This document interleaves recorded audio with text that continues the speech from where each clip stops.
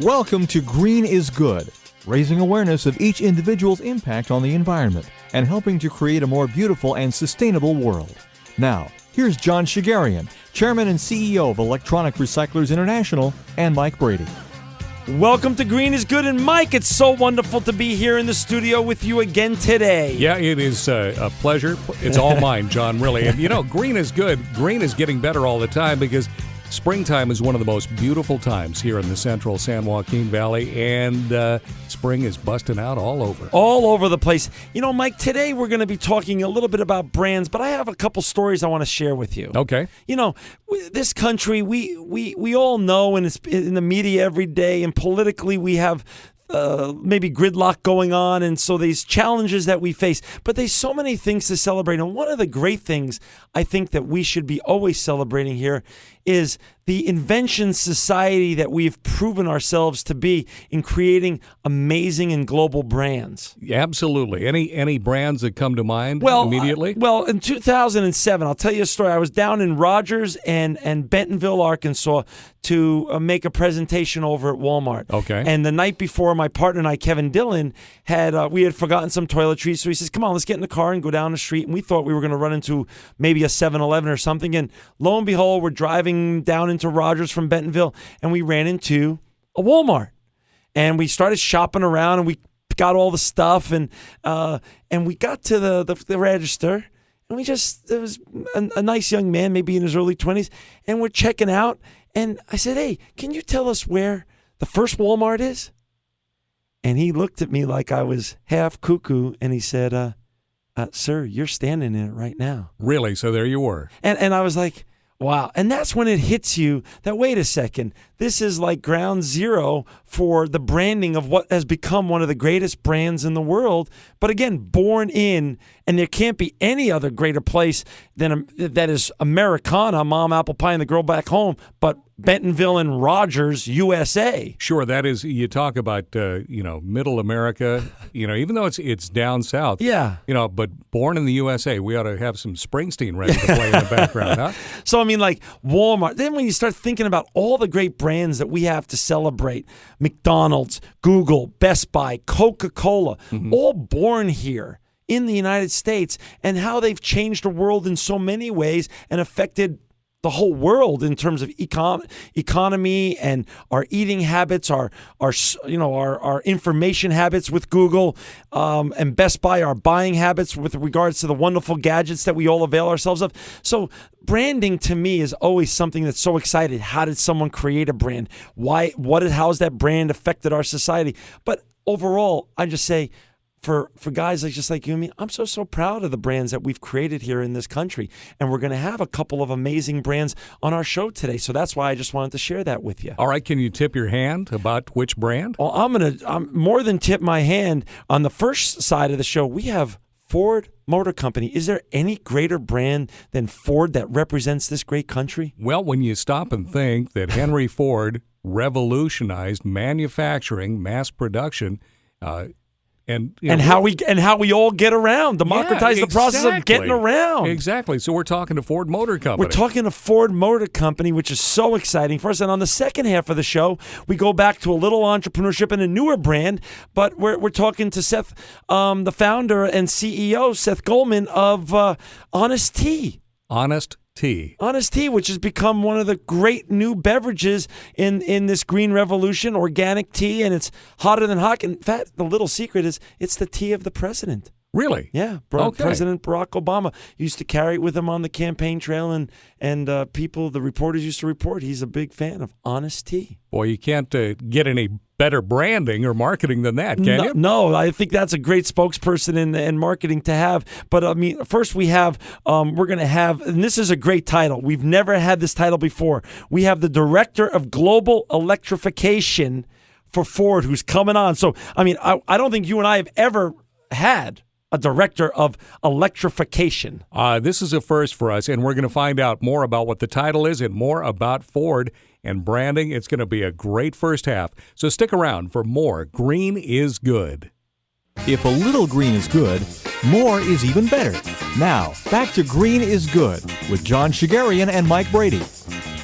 Welcome back to Green is Good, and today we are so honored to have Nancy Gioia on the line with us from Michigan. Nancy's the Director of Global Electrification for the Ford Motor Company, one of the greatest brands in the world. Nancy joined the company in 1982. She's highly decorated and been through the company from the bottom all the way to the top. Nancy, welcome to Green is Good. Oh, thank you so much. I'm so delighted to join you guys today. Hey, Nancy, listen, Mike and I were just talking on the intro a little bit. We've never had, from all these wonderful green companies and nonprofits that we've had on our show, we've never had a Director of Global Electrification. What does that mean?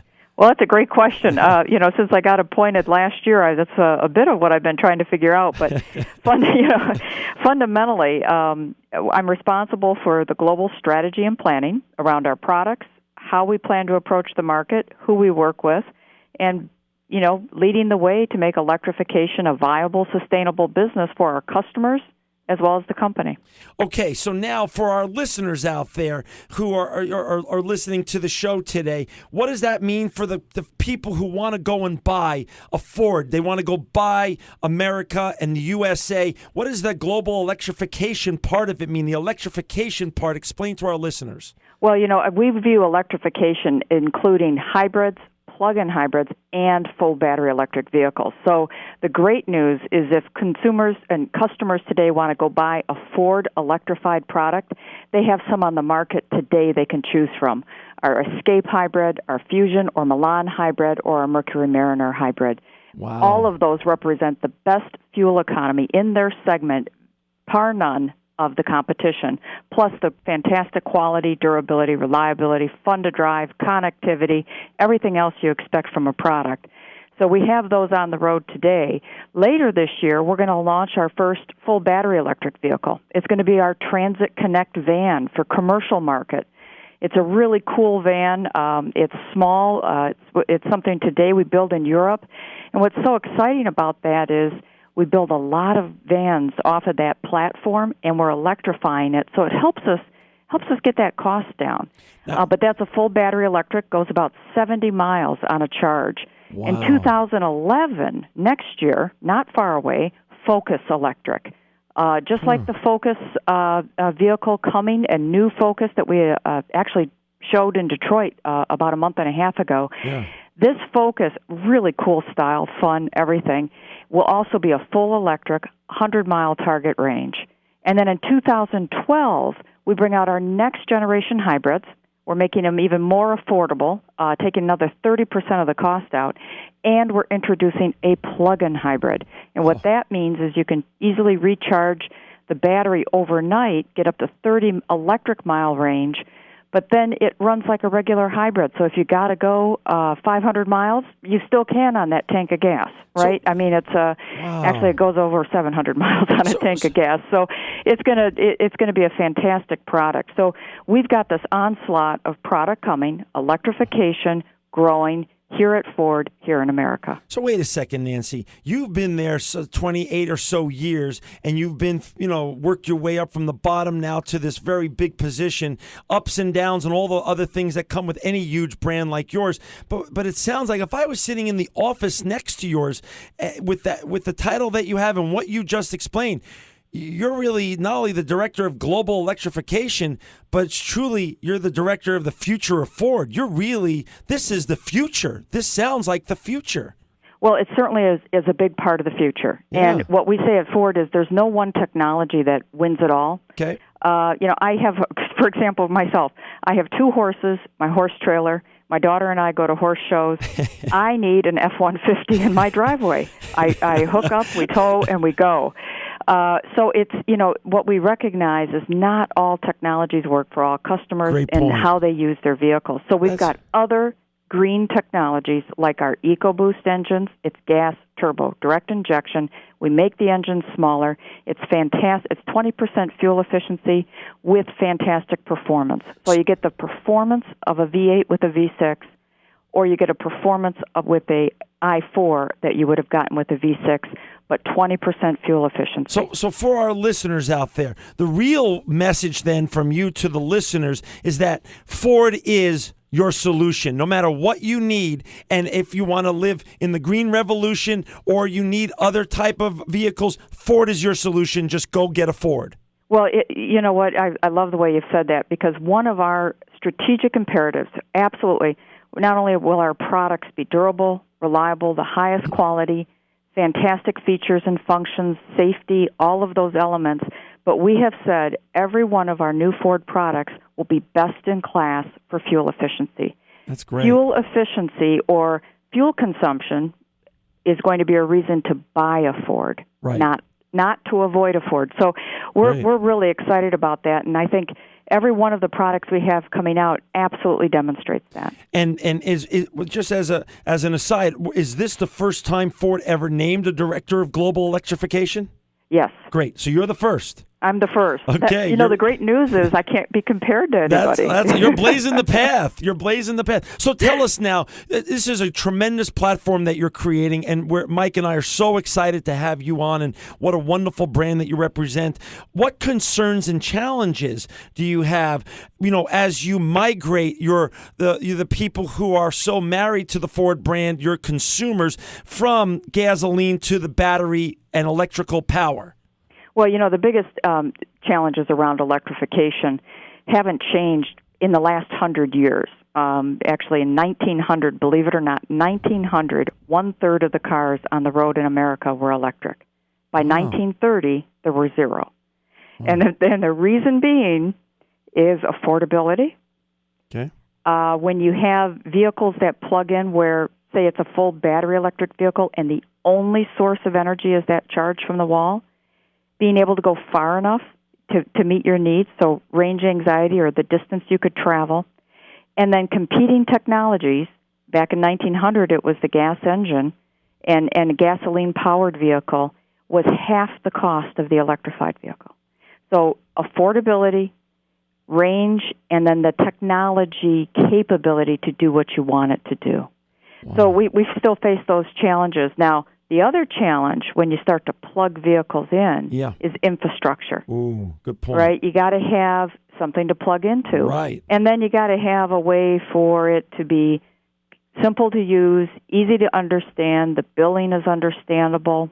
We have 3,000 utilities in this country, in the United States, and they all have different public utility commissions, different arrangements with their municipalities, and all of these things are different. So coming up with a national standard, the good news is we have a national standard on the plug, but we have to have how do we communicate to the utilities, to smart meters as those roll out. If you don't have smart meters, how do you understand your bills? Are you sure that the transformer down the street is going to work for you? Lots of system issues.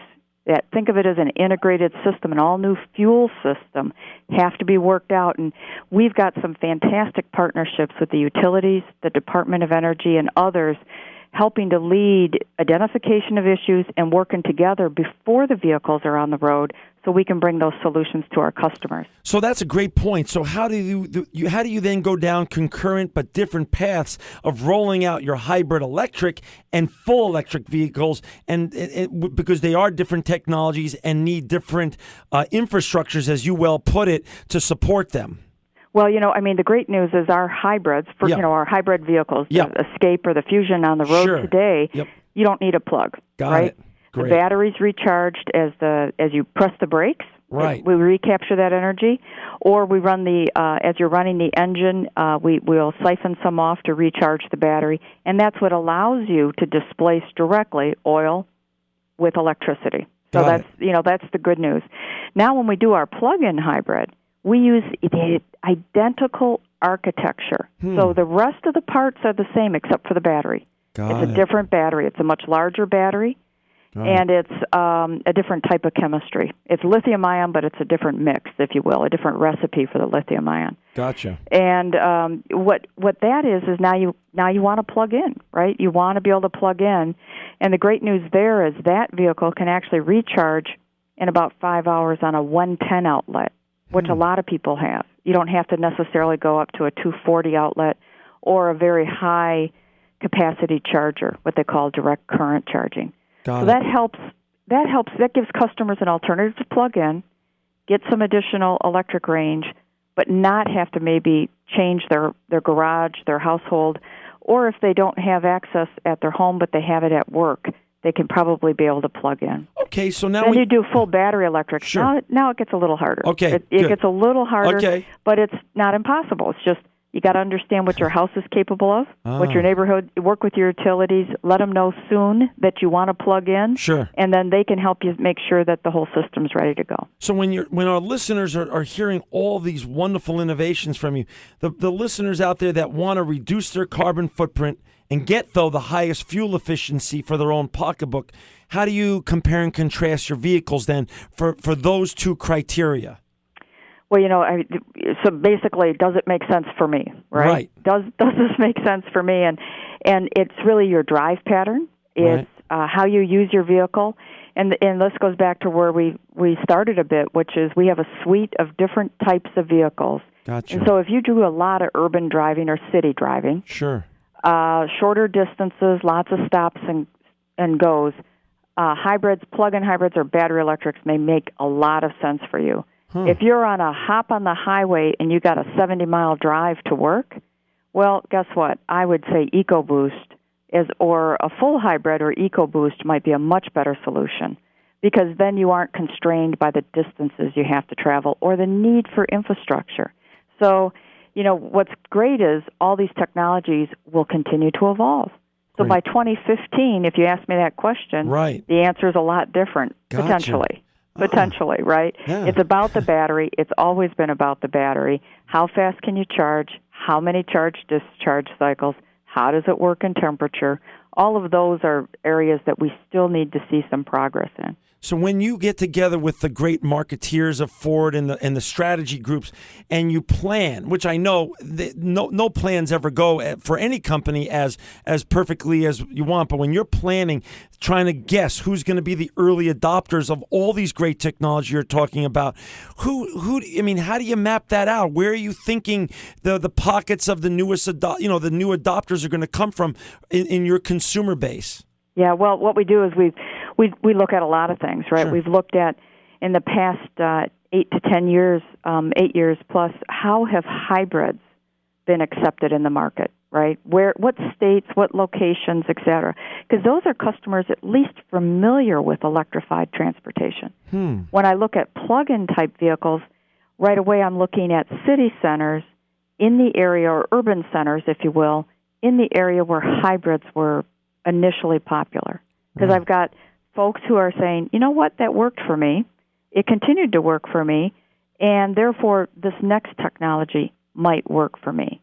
Gotcha. We also look at, for plug-in, we think initially, just because it's going to take a time for that public infrastructure to be there, people with houses, with garages, who can either use what's already there or install a charger on their own personal property, that they're going to probably be ready before apartment dwellers, right? Complexes of apartments and parking structures and things like that. So, it's as you go from the hybrid to the plug-in hybrid to that full battery electric, where the only source is the plug from the wall, what we find is that funnel gets smaller and smaller in terms of the numbers of customers that the technology works for.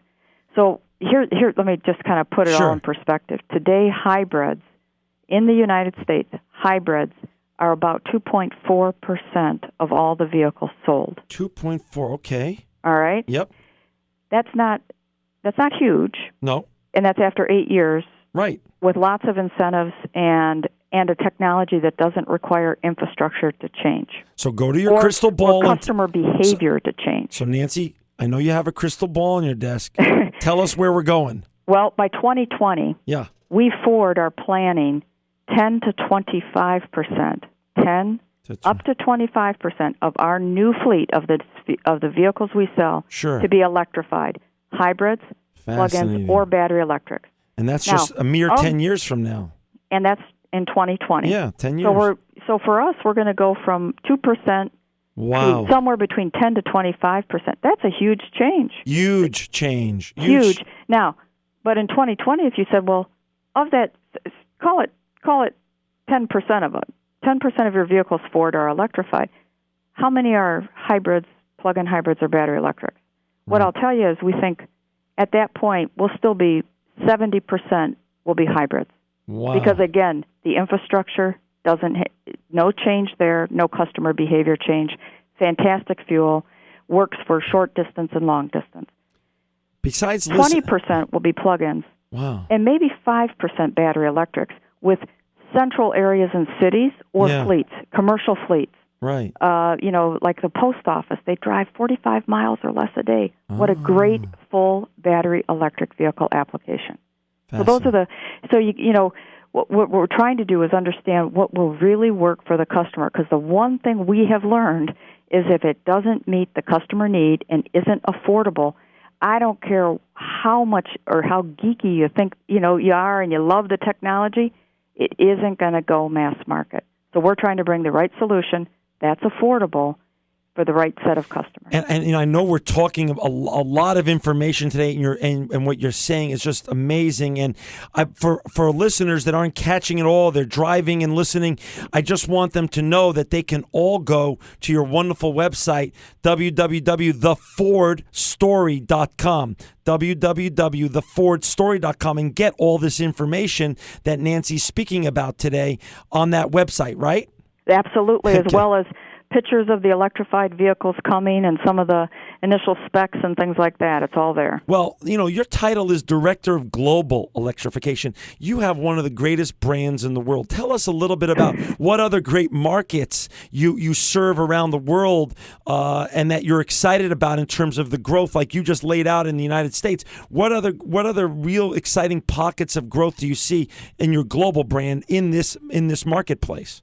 Well, we have plans globally, and I can't reveal them, or okay. You'd have to take me out back and shoot me, and that just sounds unpleasant. No, that's but what very I can say is pay attention in the next few weeks, and you'll hear a lot about Ford Motor Company and how it's expanding globally. That's wonderful. Well, but regionally, obviously Europe. Yeah. Europe has a lot of dense populated cities, and certain areas like Paris or London, parts of Germany, Spain, really announcing a lot of government-led initiatives to help accelerate electrification.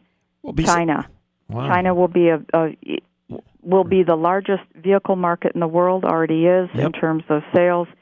As they grow, they need fuel diversification. Clearly, it will be of importance today.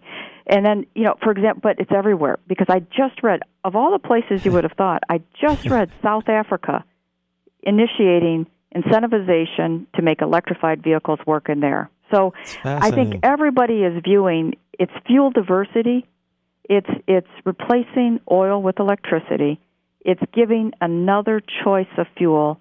Some places like Brazil and ethanol, that works great. They produce their sugar cane there, and they can produce their ethanol there. They aren't dependent on external oil. Got it. So, what you see is that the answer won't be identical around the world, but what we want to do is make sure we use our common platforms, our common vehicles around the world, like Focus. We make over 2 million vehicles off the same platform that the Focus is made on. We want to make sure that platform, we call it the underpinnings of the car with different top hats on it, that can be a battery electric, a plug-in hybrid, a hybrid, an efficient petrol, or an efficient diesel solution. Got it. And we're down to the last couple of minutes, unfortunately, because you're just unbelievable and so interesting to hear everything that you're working on as the Director of Global Electrification. Can you just share in the last couple of minutes what else is Ford doing in the green or sustainability space? And I know it's a lot, but can you just give us a little teasers as to all the other great green initiatives you have going on? Absolutely. We have what we call our sustainability plan, and it goes out to 2050. And we've been working on this for several years. Between now and, say, 2012, very near term, we've doubled our hybrid volumes. We've increased our EcoBoost. We've brought 6-speed transmissions. We've reduced weight. We've improved aerodynamics and energy efficiency, and improved the connectivity in a very safe way for our customers. So now, 2012 to 2020, you're going to see, as I described already, we're growing electrification. We're adding battery electrics and plug-ins, and you'll see more and more volume rolling out, not only in the U.S., but the world. And then the other elements is massive weight reduction on our vehicles. We're going to take 500 to 750 pounds out of new vehicle platforms. And if you got to push less weight, you're far more efficient. You'll use less materials. We're also going to be adding to that with additional EcoBoost applications. 90% by 2013 of our lineup will have EcoBoost capable. Wow. Efficient diesels, additional direction and progression. Down to what goes on in the combustion chamber in either a diesel or a petrol engine, and then aerodynamics efficiency, more energy efficiency. Well, post 2020, more electrification, and we continue with our hydrogen and other research. But boy, that's an infrastructure cost. So we've got to be sure that it's ready for broad adoption. Well, Nancy, thank you so much. Mike and I have just been sitting here, and we're just in awe of everything green that Ford is doing. And for our listeners, again, that want to go and learn more about what Nancy just told us about, go to thefordstory.com, thefordstory.com. Nancy Gioia, your words of hope and promise were amazing today. We wish you all the luck as the Director of Global Electrification. And today you have again proven that you are living proof that green is good.